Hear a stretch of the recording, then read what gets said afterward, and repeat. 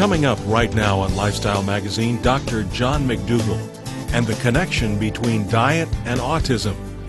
Here are your hosts, Mike and Gail Tucker. Thank you so much. Thank you. How are you doing, John? It's good to have you here, as always. Our good friend Dr. John McDougall is back with us today, and he's going to talk to us about the connection between diet and mental health. So is there really a connection? You know, people wouldn't think so. No. It's not very often discussed. I mean, they would think about things like maybe caffeine and how Right. it affects their mind. And, of course, that's why people consume caffeine, is because it's one of the last legal drugs. And well-loved as And well. well-loved, yes. And also to get the connection with alcohol. But the food is, I mean, in the number of people's lives and the just the sheer bulk of what you eat compared to, say, caffeine or alcohol, the food is huge. And so if it did have an effect, it could be tremendous. Right. And actually, I know it is a tremendous effect. We see worldwide, when we look at various populations of people, we see a direct correlation with depression and schizophrenia and eating the Western diet. The diet high in meat and dairy, low in starches, vegetables. Depression and schizophrenia. And schizophrenia, both worldwide. And there's been research done for over 50 years on the connection between what we eat and depression, for example. Let me just give you a little background on how that works. There are what we call neurotransmitters, chemicals in the brain. Right. And the proportions, the amount of these neurotransmitters depends upon what you eat. And people have probably heard about the amino acid tryptophan. Right. Okay, in fact, they used to sell Turkey, tryptophan. they talk about that? Yeah, they used to talk about it in terms of turkey, but that's the incorrect message. But they used to sell it actually as pills. I knew you would say that. Well, it is, and I'll tell you why. They used to sell it as pills. So you eat the tryptophan gets into the body, it gets into the nervous system, and it makes serotonin. Serotonin kind of quiets the whole world around you, so everything's not so exciting. It relieves More depression, it tranquility. mutes hunger. It's a very important neurochemical. Well, here's where the connection comes.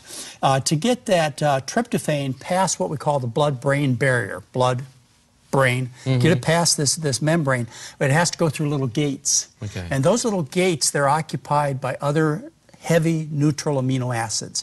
Okay, so tryptophan has to get in the gate to get through into the nervous system. Well, if you eat animal foods, I'm talking about beef, chicken, fish, dairy products, they occupy all the little gates.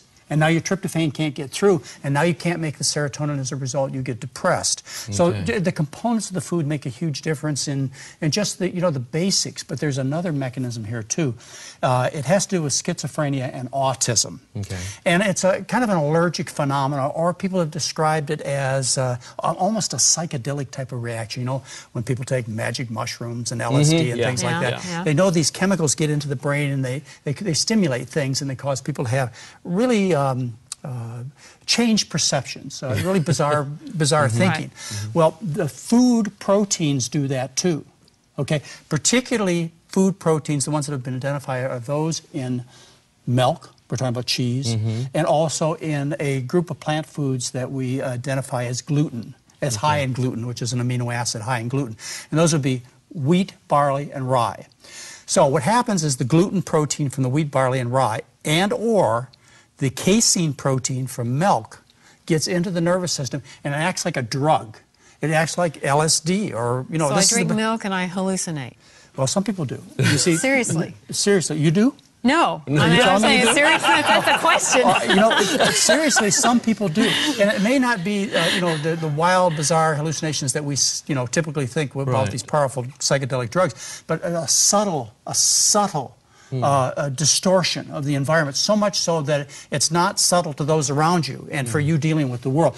But you get this distortion because of these neuroactive peptides. That means neurologically active proteins that are found in wheat and also dairy foods. And it may not happen to you, Gail, or to Mike, or to myself, but there are some sensitive people, and maybe those people are sensitive because their gut opens up and allows these proteins to easily get into the bloodstream. Or maybe something else about them is going on that we haven't identified yet. But for whatever reason, these people suffer terribly from eating certain kinds of foods. And the nice thing is people have discovered this. And it's not a well-known message, and I have to be very blunt as to why it's not well-known, is because there's no profit behind it.